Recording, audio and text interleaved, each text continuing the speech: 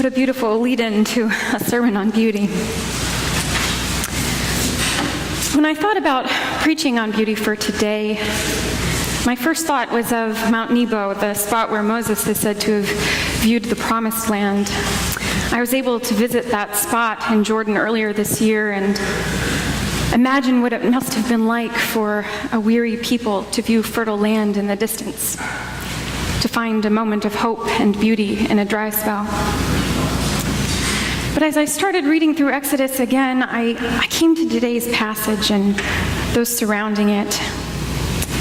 And my reaction to passages like these is often to kind of dismiss them. And I think I have a tendency to think in some kind of Enlightenment ways, probably because this country, the USA, was founded on many Enlightenment ideals, and while many of them are wonderful ideals, they can sometimes limit the way our minds approach things like religion and scripture.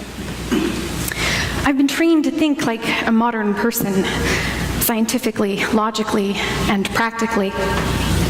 Those are important and helpful ways to think, of course, but they also led me to miss this passage and its value for a long time, because I was reading it like an instruction manual instead of like an expression of beauty.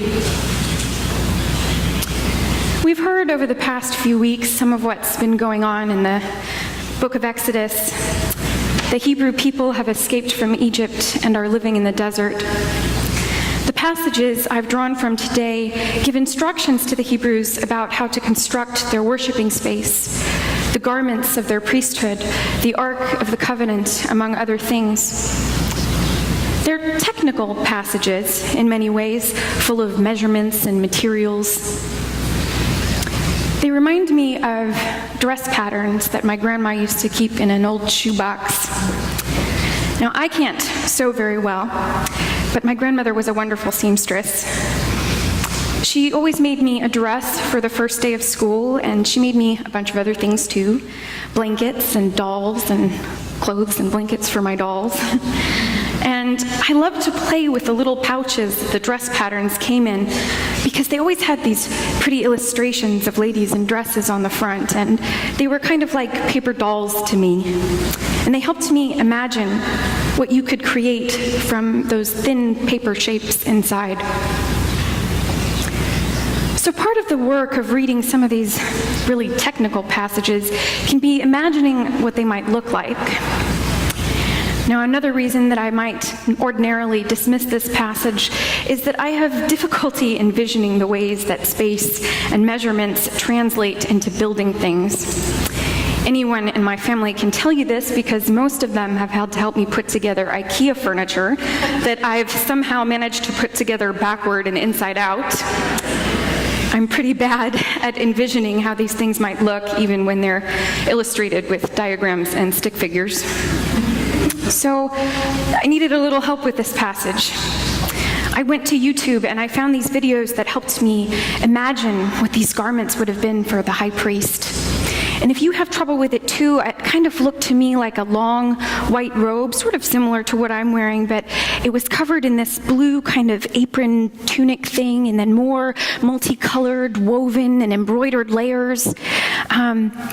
And it had all these beautiful colors that were often worn by royalty, lots of gold, and the hem is adorned with these little pomegranates and bells that would have made noise as the high priest walked.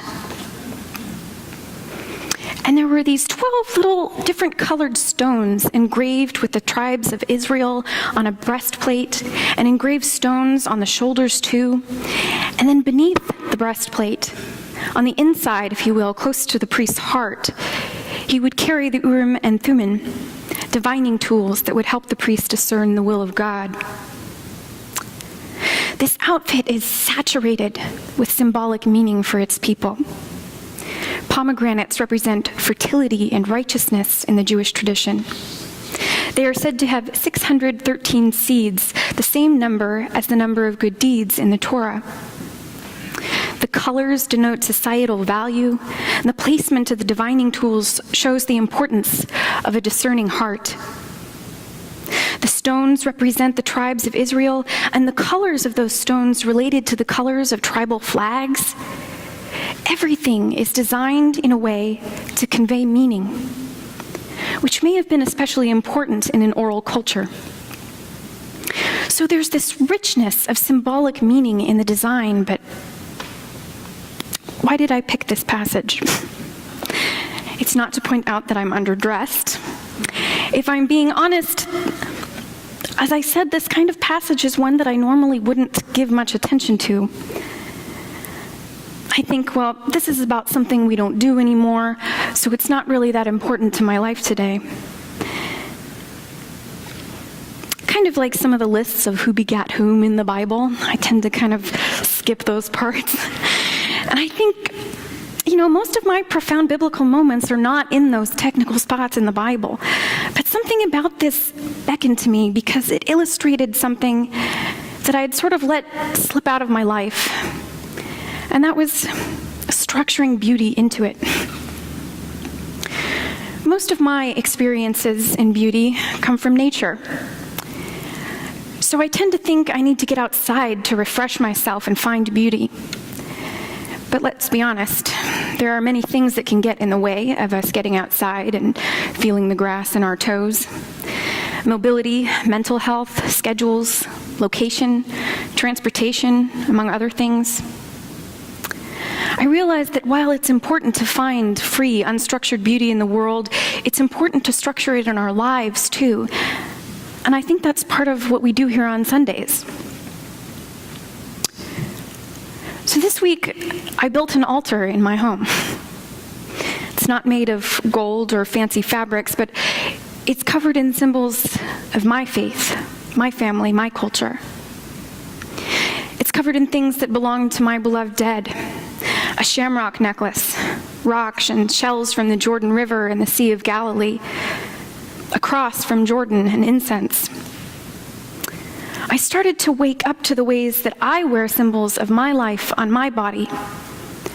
My wedding ring, a symbol of my God, my grandmother's ring. I wear these things every day.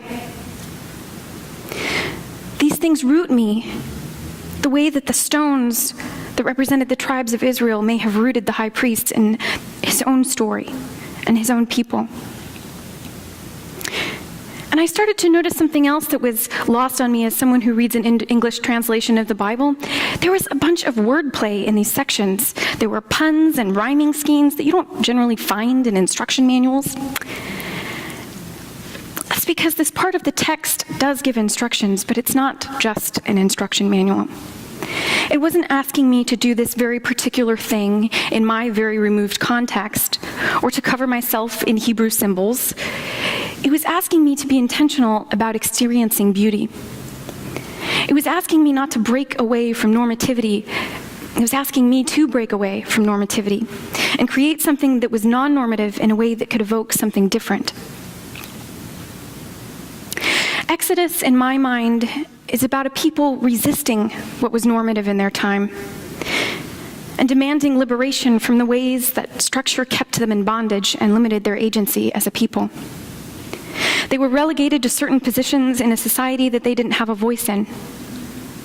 Together, they rose up and resisted that structure in imperfect ways.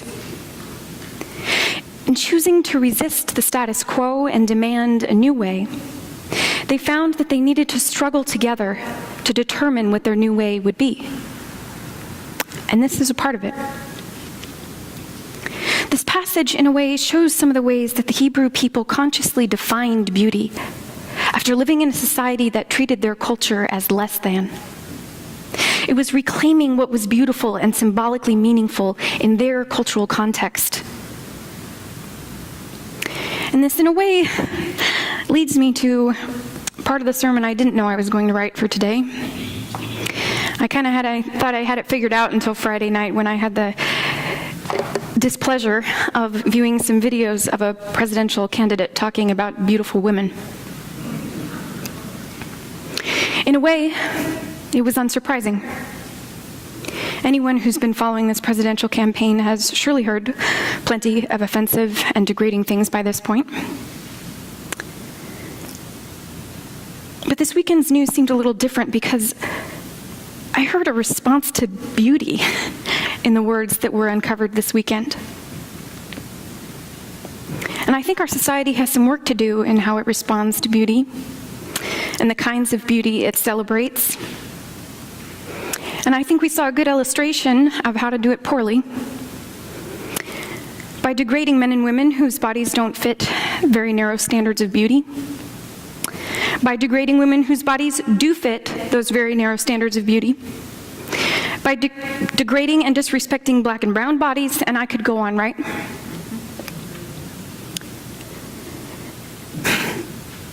It is possible to love women, think women are beautiful, and treat women hatefully. This subtle misogyny is tricky. Homophobia and transphobia are rooted in this misogyny in many ways. In the ways our society decides and polices what is feminine and who is allowed to convey feminine traits and how. It's the strange and sneaky things about misogyny. It's directed at many kinds of people, by many kinds of people. And it can hide in love. As I think some of us heard over the past couple of days, there are ways in which some people can talk about beauty that is hateful and aggressive. But somehow some in our society will make excuses when those words aren't said to a woman, or when they're rooted in some kind of attraction. It was a joke, it was entertainment, it was private, it was a compliment. He didn't think anyone would hear this private joke. Objectifying women, or any other group for that matter, even when they are not around, contributes to a world in which women are treated like objects. To a world where people who don't adhere to gender binaries are subjected to violence and persecution. Where women pick each other apart over superficial things. And both men and women, and people of all kinds, feel compelled to repress parts of who they are in order to adhere to what our society has fairly arbitrarily defined as normal. It contributes to a world where a powerful man faces very few consequences for grabbing women, where young white men like Brock Turner and David Becker commit terrible crimes against young women without serious consequences because jail time would ruin their lives. And I say young white men because young men of color do not get the same kind of sympathy in our courtrooms. Human bodies are beautiful in our diversity. In the range of color and texture and size and sound we offer the world. We are beautiful. Imago Dei, an importance each of us to God. Our bodies, like the body of the earth, need our protection. And I don't think the way to protect ourselves is to build walls around us or to suggest that women should wear longer skirts. I think we have to change our hearts and minds. We can't domesticate this planet or its people. We are born to be free and beautiful.